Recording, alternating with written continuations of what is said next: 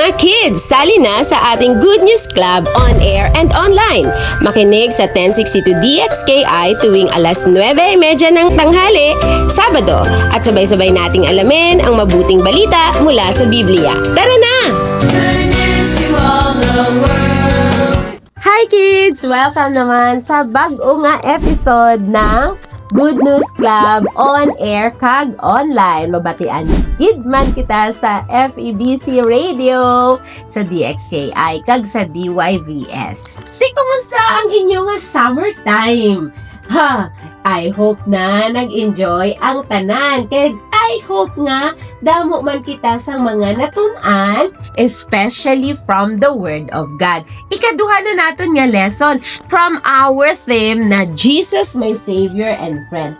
Amo ni ang aton nga 5-day club lesson for 2026. Kag ang focus natin for this lesson is on Jesus is all powerful. Amo na ang aton nga maintindihan sa aton nga Bible lesson, sa aton nga prayer time nga ang Ginoo is powerful gid. Kaya niya ang tanan nga butang kaya makasaligan tagid siya.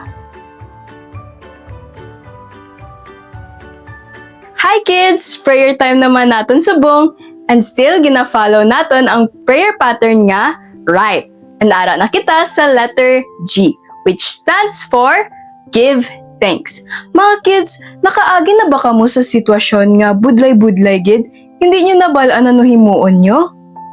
Mga kids, naga-pray pa ba kayo kay God sa sitwasyon nga to? Or ga-give thanks gyapon kamo kay God and praise kay God? Budlay kids, no? Pero, sabi ni God sa 1 Thessalonians 5:18, give thanks in all circumstances. Si God, He loves you so much and hindi ka gid niya pabayaan. He has plans for you and may plano gid si God sa mga sitwasyon nga na. Hindi ka gid niya pabayaan mga kids. And so, if may ara kagid man nga circumstances nga amo na, you can always surrender to God. Sige, mag-pray kita. Fold natin ang atong hands, close our eyes, and iyuko natin ang ulo natin. Let's pray to God. Dear God, thank you dahil gi-remind mo kami nga mag-thank you lagi kami sa circumstances namin. Even though budlay or dali lang, thank you for reminding us nga ikaw gid ang God nga naghimo sinatanan, Lord, and may plano ka gid para sa amon, Lord. Thank you for this day that you have given to us. Thank you sa imo nga love and sa provisions mo sa araw-araw naming kailangan, Lord. Thank you for your love, dear God, and thank you for keeping us safe, Lord. Bless us throughout the day. Thank you dahil ikaw gid ang God nga naga-provide sa amon nga needs. Lord, bless us today. In Jesus' name I pray. Amen. Bye, kids!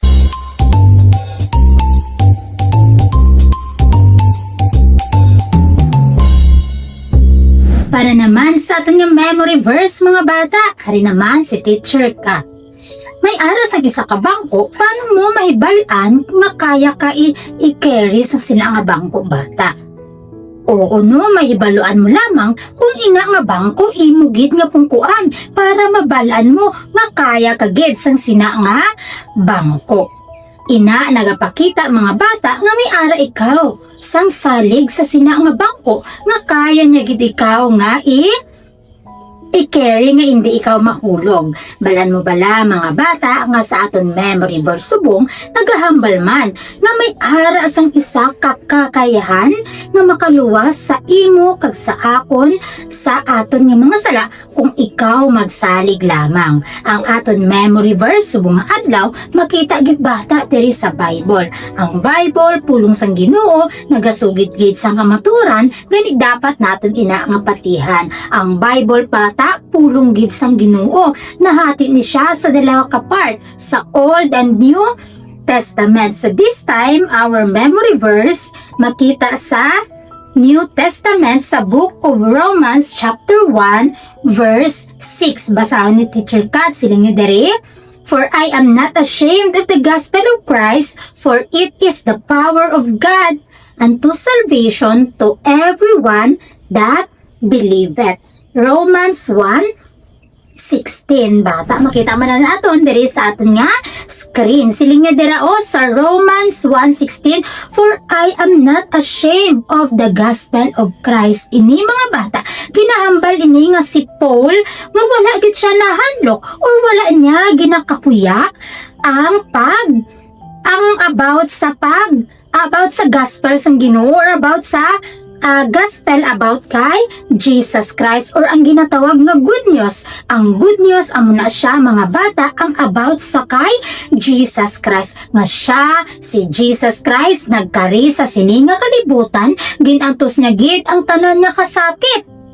Ginlubong napatay siya, ginlubong kinabuhi gid pagkatapos ang 3 ka adlaw para ang imo kagang akon sala magkaroon gid sang kapatawaran. Ang ina bata wala gid ina ginakawya ni Paul. Gani diri sa aton verse indikid naton kahuya ang gospel hambal sang pulong sa Ginoo kay nga aman, for it is the power of God unto salvation to everyone that believeth. Oo mga bata, kung ano ang ginhimo ni Jesus dito sa cross, amo na siya ang pamaagi kay ginhimo ni God para ang imo kagang akon nga punishment sa sala. Si Kristo gid ang bayad sina kay nga aman ang sala amo na siya bata ang imo kagang akon nga ginaisip, ginahambal kag ginahimo kay hindi gid makapalipay dira sa Ginoo. Gani ang sala may ara gid siya sang seryoso nga butang kay may ara siya sang bayad magpahiwalay sa imo kag sa akon dira sa Ginoo. Amo gani na bata ang ginahambal diri sa aton nga memory verse nga kung ikaw mag-believe kay Jesus bilang imo Lord kag Savior, paagi sina isugid mo gid sa Ginoo.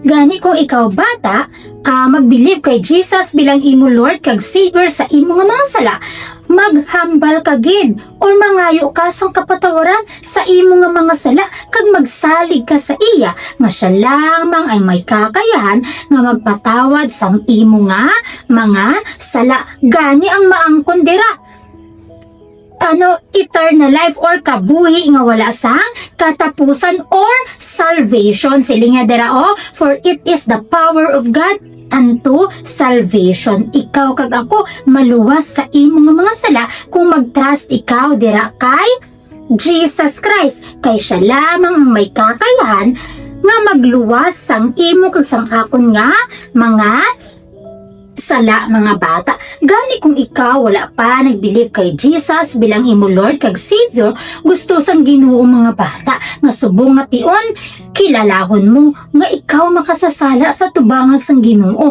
Patihan mo ang ginhimo ni Jesus sa cross nga siya napatay, ginlubong kag nabuhi gid pagkatapos ang 3 ka adlaw. Kag manawag ikaw sa iya nga hindi mo gid kaya luwason ang imo nga kaugalingon halin sa parusa sang sala. Pero kung ikaw naman bata, dugay na nga nagkilala kay Jesus bilang imo Lord kag personal Savior, dugay na ikaw nga nagtrust sa iya nga imo nga manluluwas, gusto gid sang Ginoo nga hindi mo ikahuya nga isugid ang maayo nga balita sa iban mga friends para sila mga bata makakilala man nga may ara sang Jesus nga may ara gid sang kakayahan nga makaluwas sang ilang nga mga sala kag ipakita mo gid sa imo adlaw-adlaw nga pagkabuhi bata nga ikaw matuod nga may Jesus sa imo nga kabuhi, makita gid ang pagbag-o dira sa imo. Gani bata, para ma-memorize nato ng aton nga verse para diin ikaw malakat, madumduman mo gid pirmi nga hindi mo gid ikahuya ang maayong balita nga i-share sa iban. Kay ina may ara gid sang kakayahan para luwason ang imo kag akon nga mga sala kag para ma-share mo gid sa iban kag madumduman mo pirmi nga si Jesus lang ang may kakayahan nga magpatawad sang imo nga mga sala. May ara kita sang himuon. Ang aton himuon is follow the leader. Ang aton nga memory verse drill. Kung ang kamot ni Teacher Kat diri sa babaw, i-shake ko ang akon nga dalawa ka kamot. Isundon nyo ko while nagabasa sa aton verse. Makita natin diri sa aton nga screen. Romans 1:16, dira ka ta mag-start. Basahon ang bilog na text, kag Romans 1:16, dira ka ta mag-end. Sige, tanan, tindog. Romans 1:16, go! Romans 1:16, For I am not ashamed of the gospel of Christ, for it is the power of God unto salvation to everyone that believeth. Romans 1:16. Ayan. Tanan naman nga kamot diri. Romans 1:16, go! Romans 1:16, For I am not ashamed of the gospel of Christ, for it is the power of God unto salvation to everyone who believeth. Romans 1:16. Ayan, tanan naman nga kamot diri. Romans 1:16, go! Romans 1:16, For I am not ashamed of the gospel of Christ, for it is the power of God unto salvation to everyone that believeth. Romans 1:16. Ayan. Last na lang, tanan naman nga kamot diri. Romans 1:16, ready, go! Romans 1:16, For I am not ashamed of the gospel of Christ, for it is the power of God unto salvation to everyone that believe. Romans 1:16. Ayan, pwede mo i-memorize ang aton memory verse mga bata, kag pwede mo gid i-video ang imo nga sarili kag i-send sa aton nga Facebook page sa CEF Coronadal 2.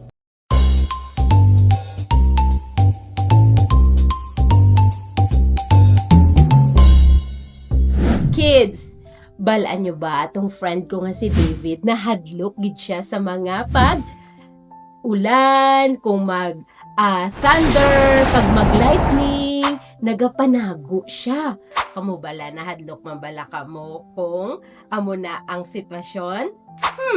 Balaan nyo may story diri sa Bible nga ang mga friends ni Jesus na hadlok man. Tan-awon ta subong kung ano ang ginhambal sa Bible. If you have Bibles with you, ini nga story mabasahan sa New Testament sa Mark chapter 4 verses 35 hasta sa verse 41. Ako gali si Teacher Ai para sa aton nga Bible lesson. Ininatabo mga bata sang ang Lord Jesus ari sa kalibutan. Dumdumon, di ba? Nga sang ari ang Lord Jesus sa aton nga kalibutan, nagtudlo siya, ginpakita niya gid ang paghigugma sa aton nga amay sa langit. Ano ba ang paghigugma sa Ginoo? Ginatudloan ang mga tawo, bata man o dalagko man, tanan ginatudloan niya. Kag ang mga nagamasakit, ginhilman ng Lord Jesus. Ang may mga time pagani nga nagutman ang mga tao, nagmiracle ang Lord Jesus. Damo nga mga tinapay ang nakaon sang mga tao, may isda pagid. One day, sang ang Lord Jesus natapos na sa iya nga pagtudlo, ang mga disciples nakapoy na. Kag nag-abot ang nagab-i na, boys and girls. Hambal diri sa verse 35. On the evening of that same day, kinambal ni Jesus sa iya nga mga disciples. Makadto kita dito sa tabok. Let us go across to the other side of the lake. Kaya naman, nagsakay sila sang bangka. Ari ang mga friends ni Jesus, ang mga disciples ni Jesus, siguro pirte ang ilang nga pag-istoryahay. Pinakitaan mo tong ginayo ni Jesus nga piang, nakitaan mo tong isa nga nagamasakit, kung paano ginbuligan ni Jesus. Grabe siguro ang ilang nga pag-istorya mga bata. Kag, samtang sila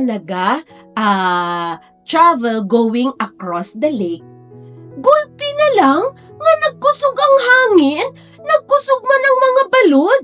Hala, nakibot ang mga disciples ni Jesus. Remember, mga fisherman ini sila. Pero nakulbaan sila mga bata kay kusog-kusog gid nga hangin. Shhh! kusog-kusog kag taas man ang mga balod. Daw malumos na gid sila, nakulbaan gid sila mga bata. Nahadlok sila kay basin mapatay sila. Nga makulbaan sila nga mga fisherman man sila, ibang klase gid siguro ini nga pag-alon kag pagbalod. Balaan nyo mga bata, kita tanan mahadlok man kita nga mapatay. Mahadlok man kita nga madisgrasya ang aton nga mga kinabuhi, di ba? Pero may isa ka butang nga dapat naton nga kahadlokan gid. Ang ano ina nga butang? Ang mahilayo kita sa Ginoo. Ang balbala sa Bible nga tungod sa sala, napahilayo kita sa Ginoo. Balaan nyo, dumdumon nga ang sala tanan nga mga ginahuna-huna, ginahambal, kag ginahimo nga hindi gid malipay ang Ginoo. Example sa panghuna-huna naton.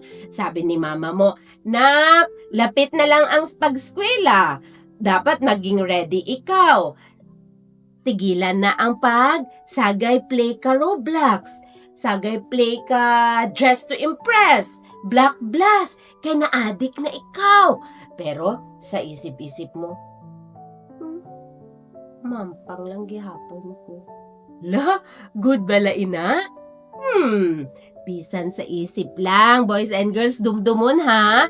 Bisan wala may nakabati, ang Ginoo, mabatian niya gid. Mabasahan niya ang huna-huna ta. O sa mga ginapanghambal, gambay mo kay mama, "Mama, natulog bala ko aga pa. Wala na ko nag-Roblox. Pero gali nag-Roblox ka lang. Ang panikal, ang mga malaing nga magwa sa aton nga baba, bad words ba, or ang himo-himo sang istorya, hindi gid malipay ang Ginoo sina. Sa mga actions naman, bal ni mamang, "Nak, limpyuhin ning imo nga kwarto kay para nang hapsay." Pero ikaw, kinwalis-walis mo lang. Kinsulod mo pagid sa ilalim ka bed ang mga dirty. Oh no! Boys and girls, kung hindi tayo muun bala ang tarong, sala ina siya. Kag hindi malipay ang Ginoo sina. Now, if you have ever wonder kung nga ang makasala kita, hambal sa Isaiah 53:6 o basahin ko sa inyo diri ha. "All we like sheep have gone astray. Each of us turned to our own way." Kita tanan makasasala. Sarili talanggid ang ginasunod ta. Hindi malipay ang Ginoo sina. Amo na ang sitwasyon niya nagapahilayo sa aton sa Ginoo. At amo na ang sitwasyon niya mas karadlukan, mas terrible pa, kesa sa nga bagyo ang magkalatabo. Parehas ang natabo sa situation ng mga disciples ng Lord Jesus. Tin si Jesus iniman? Ang Lord Jesus gali nagatulog dito sa may dulo ng boat. Peaceful gid siya ya. Siguro kay gikapoy siya nga magtudlo sa mga tao, gikapoy guro siya nga mag-ayos ang mga may sakit. Remember, sang ari si Jesus sa kalibutan, tao siya nga makapoy man, magutom man, matulugan man, kaya natulugan siya during that time. Pero ang pinakatuod, si Jesus natulugan kay wala siya na balaka. He doesn't worry about anything kay nagasalig siya sa Amay sa langit. Boys and girls, kung ginbaton mo na si Jesus sa imo nga tagipusoon, sununta ang iya nga pagsalig sa Amay. Kung may situations nga mabalaka kita, trust in the Lord. Hindi magkahadlok. Be at peace. Kay nga amo na ang hatag sa aton sa Ginoo. Nga ang peace nga hindi ma-explain beyond understanding. Ihatag niya sa tanan nga bata kag hindi na bata nga nagasalig sa iya. Kaya kung may ginakabalakhan-balaka mo, may mga situations nga mag-cause sang worry or mag-uul ka mo, remember, si Jesus, wala siya na hadlok. Wala siya nag-worry, wala sang kaguol sa iya. Pero mga disciples niya, hala, naadlokid sila! Sabi na, uy, ano na ninatabo sa aton man! Naadlokid sila kapag balikid nila kay Jesus. Nakasleep lang si Jesus? Kaya gipukaw nila si Jesus. Jesus, Jesus, Jesus! Bangon, bangon, Jesus! Sabi nila, kagambal diri sa verse 8, oh, Teacher, don't you care that we are about to die? Mapatay na kita, Jesus! Wala ka lang nabalaka! Hala, boys and girls, tuod balain ha? Nga wala na balaka ang Ginoo sa aton? Hindi na tuod. Hambal nila, don't you care? No, boys and girls. Jesus always cares. Kay Jesus is God Himself. Ang Ginoo nga nagahigugma sa tanan cares for you and for me. Kaya nga gani ginhimo ining kalibutan kay gusto niya ipabatsyag ang iya nga pagpalangga. Kag siya ang Ginoo nga perfect. Ang iya nga pag-care perfect man. Hindi sang pabag-o-bag-o. Kami nga mga ginikanan, bag-o-bago ang amon nga pag-care. Pero si God, perfect all the time. Kag remember, ang iya man nga plans para sa imo is always perfect. Kay nga siya ang Ginoo nga powerful, able. Kaya niya himuon ang tanan. And yes, He cares for you and for me. Hindi tuod nga wala siya na balaka. Kaya, magbuktaw ni Jesus. Tanaw niya, kabukyo, gabalot, kabi ang hangin, kaginhambal lang ni Jesus. Hipos! Hangin, hipos! Balod, hipos! Nga akaya ni Jesus, pahipuson ang hangin, kag ang balod. Kay gani, siya ang Ginoo. He can do all things. At ang pinakakinahanglan ginhimo na ni Jesus. Ano ang pinakakinahanglan sang tao? Ang pagpasaylo sa sala. Ang mapasaylo ang sala na hindi na kita mahilayo sa amay naton sa langit. Sang si Jesus ari sa kalibutan, boys and girls, ginpili niya nga baydan ang parusa sang sala. Sang siya napatay didto sa cross, naula ang iya nga dugo. Kay hambal diba sa Hebrews 9:22b, kung wala sang pag-ula sang dugo, wala pagpasaylo sang sala. Kaya amo na ang ginhimo ni Jesus nga ihatag ang iya nga kinabuhi aron mapasaylo ang tanan nga sala. Amo na ang perfect nga ginhimo ni Jesus kay siya man ang perfect nga Ginoo. Gintugutan niya ng iya nga sarili ang mahimo nga sakripisyo. Willing siya nga himuon ina kay nagasunod siya sa aton nga amay sa langit. Ginpaipos lang ang bagyo, ginpaipos lang ang balod, kagang tubig nagipos. Kaya nakibutgid ang mga friends ni Jesus na tingala sila. Sino ni siya? Nga nagipos ang balod, nga nag-stop ang wind. Kagin-rebuke sila ni Jesus. Nga agamay lang ang inyo nga pagtuo. Wala ka mo nagasali. Boys and girls, remember, kung si Jesus na ang hari sa imo nga kinabuhi, magsaligid perme. Kag gina-expect ni Jesus ang imo nga pagsalig, ang imo nga pagtuo, tan-awon niya. Kung sa situations nga daw karadlukan, magsalig ka bala sa iya or mataranta ikaw. Remember, kung ara na si Jesus, Follow His example.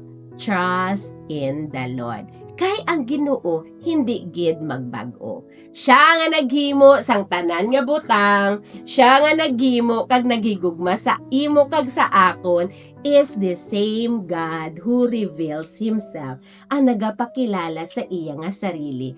Siya nga nagbayad sang sala didto sa cross, siya nga nagpalansang is the same God nga gusto nga makilala mo gid siya sang maayo. Ara sang invitation nga ginhatag sa John 3:15. Hambal dire sa John 3:15, boys and girls. Everyone who believes in Him may have eternal life.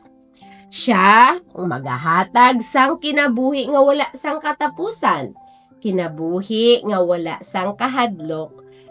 Kinabuhi nga nagasalig sa Ginoo. Nabaton mo na bala ini nga kinabuhi? Kung wala pa, tawgi ang Ginoo subong. Tawagin mo siya. Ihambal paagi sa pagpray nga nagapati ikaw. Kag kung gipatihan mo na ang ini nga promise, the Lord wants you to live trusting the Father in heaven. Kagihambal mo man sa iban ang iya nga pagpalangga para sila man hindi na magkahadlok. Hindi na sila mag-worry, magsalig sila pirmi sa amay naton sa langit. God bless you! Good news to all the world. Yes, nabatian ang aton nga Bible lesson. The Lord is really powerful. Kaya subong nga, asimana, dumdumon gid nga wala sang imposible sa Ginoo. Hindi magkahadlok, magsaligid sa iya. Kay nga ano ganing aton nga word up? Jesus is all powerful. Magasaligid. Next week naman. God bless you. Good news to all the world. Napakinggan ang programang Good News Club on air and online. Kung nagustuhan mo ang programang ito, mag-feedback naman sa amin sa FB page na 1062DXKI FEBC Radio at CEF South Cotabato. Pwede mong i-like at i-share ang episode na ito sa iyong mga friends at mag-message sa amin. Hintayin ka namin!